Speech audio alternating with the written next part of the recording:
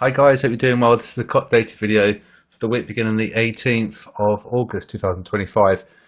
We had a little bit of a disappointment from the summit yesterday with Putin and Trump. So you may have seen the euro was ticking up quite strongly as we were going towards the close. However, it was a bit of a nothing burger. So I'm kind of wondering whether or not it was positioning ahead of a positive outcome, and it wasn't really a positive outcome. We didn't really get anything at all. No ceasefire, no particular any agreement, and it's going to be down to Zelensky, Putin and Trump probably getting together for more discussions. So I wonder whether or not this move that we saw on Friday might get reversed a little bit on Monday. Okay, so just so you know. So we've got the COT report in Discord. What you need to do is right click it, properties, and you need to unblock it because it's got macros in there, and that's the reason for it. Okay, so then you can double click it, and if you don't do that, you won't be able to load the data. Okay, so going to enable the content. Hopefully it's not going to be too slow, and then we're going to come to the chart page, and we can see the euro did fall. The euro is falling down. We can also look at the hedge funds and the commercials, but for us, we've always looked at the net non-coms, and they're the banks and institutions, so we'll just stick with that. Move chart, we'll call it net non-coms, and we can see how we go. And we can see the euro has moved lower, so it's quite a move from 128. So there's quite a large decrease of positions there. It is positive, but we're certainly more negative than the week prior. The dollar is just going sideways, ever so slightly heavy, but we are negative 6,000 contracts on the dollar. That's likely fundamentally based because we're quite risk on, and the S&P is just completely on a tear. You may have seen in Telegram that S&P chart that I shared on Friday. It is quite bonkers. Let's look at the yen. Okay. 69,000 from I think it was looks like about 160, doesn't it, from here? I wonder why it can't show you. That's weird, isn't it? I can show you there. 179,000. So it's quite a significant drop on the yen. It may continue because it doesn't look like it's stalling at all. It hasn't done like this, for example. You know, we've had like a little retracement. It has had no retracement whatsoever. So perhaps a little bit of weakness in the yen, a little bit of weakness in the euro. I wonder whether or not Friday was positioning ahead of a positive outcome, but no one knew for sure. If I was to put money on that, I would have thought we were going to get a ceasefire, but that didn't even materialize. So I wonder whether or not we're going to see a little bit of heaviness in the euro. Okay.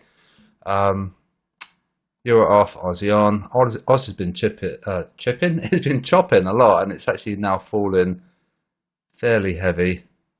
Minus 89,000. It didn't like the zero line. You'll see we actually, faced some heavy resistance. Had a little bit of time above the zero, but then just got sold off. And it's to do with tariff uncertainty. So we're going to have more noise from Trump next week about semiconductors. So that's going to impact the Chinese macro. Of course, the Australian dollar has connections with that. It correlates with the Chinese economy. And also, we've got to remember we've got Jackson Hole next week as well, where Powell's going to confirm or deny the cut. We know with about 98% probability that the Fed are going to cut, but Powell's just basically going to put his seal on it and is going to erase all doubt about the cut. And then it'll be signaling how many more cuts for the rest of the year. And that'll be a big event on for the fundamentals this week for Jackson Hole. So make sure that you tune into that if you're trading the dollar, okay? And we'll just have to see how we go with that. It's hard to say what's going to happen. We have seen a lot of weakness in the dollar, so we may see a little reversal. But that's the Aussie there, okay? Aussie off, pound on. Pound was falling heavy. It's broken these supports. Just sort of easing on the selling ever so slightly. Whereas the yen is like, there's no sign of any slowing. that has shown a little bit of slowing here. Negative, and the more negative than the week prior, but it isn't going in a straight line like the yen. Okay, so be a little bit careful here. We may be doing like a fake dump and breaking these lows. And it might just be offloading some positions. That may be. But I wonder whether or not if the euro falls against the dollar, the pound's probably going to fall as well, because they have a tight relationship. They correlate quite well. So it may be the case if EU falls, GU will probably fall as well. So it may just be, may see like a turnaround on the dollar. We'll have to wait and see. And we may go a little bit risk off because there's no resolution from the Russia-US summit that they had in Alaska. So we may have a little bit of risk off Monday. But we'll have to wait and see. And we're well overdue a breather on the indices anyway. They're just completely bonkers. CAD is a weird one. It's sending in mixed messages because you know, it looks like we wanted to break that high. We did, and then we just fell again. And so that looked like it was resistance, and that would probably be quite bullish because, you know, that was like the fake resistance and the pump, and we're back below. So it might be just weakness in the CAD, to be honest, because we've got we're negative, and we're more negative than the week prior. So that's negative too. Remember last COT data, loads of things were being sold off, and I think it's because it's August. And the big fish, the net non-coms, they probably don't want to expose themselves to any more risk. And so they're selling these currencies. Gold. Gold's tricky. Just chop, chop, chop. We're more negative than the week prior, but we are definitely above the zero. We're strongly above the zero, but it's just been sold off ever so slightly. 237,000 to 220,000. So it's been a decrease of positions, but we're still strong, aren't we? We can see we're strong. I'd probably be interested in shorting if we break these low, and then you're probably looking for buys down here. Okay. Gold off, and we'll come to the end of the video. New Zealand dollar, and it's just going to be doing that again. And it tried to go above the zero, but then we're back below, and it looks like NU is going to be really, really difficult to forecast because they're both basically at the same place, and there's no strength or weakness that we can derive from that particular cross. So I probably would avoid New Zealand dollar USD. It might be that you'd probably want to short Kiwi over the dollar. It depends on, of course, risk appetite. If we do go risk off, then that should fall against USD. And Swiss franc, I think we're going to be sideways.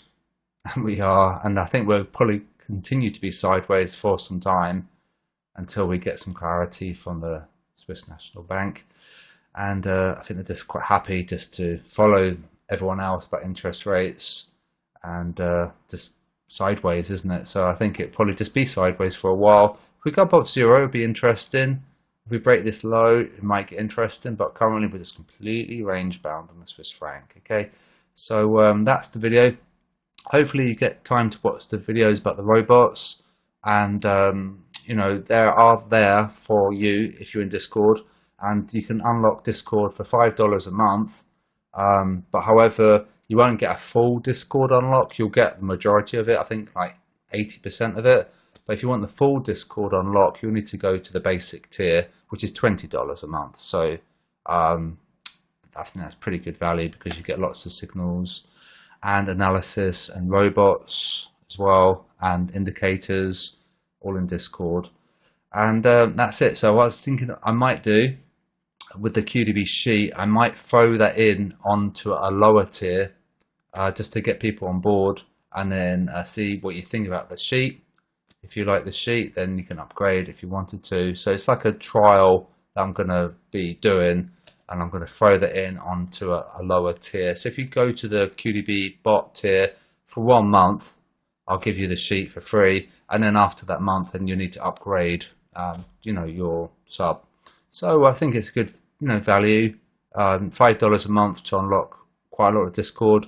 you get a basic sheet. If you go to the $10 a month, that's the QDB bot tier, and you get the Discord unlock. And if you go to the basic tier, which is $20, then you get everything included. And the premium tier is the sheets and the Discord unlock, and also the robots and all that stuff. So if you are interested in getting on board, let me know, and then I'll just give you a month's free trial onto the sheet if you select a lower tier. All right, okay, that's the little plug there, and I wish you a good weekend, and I'll speak to you guys soon.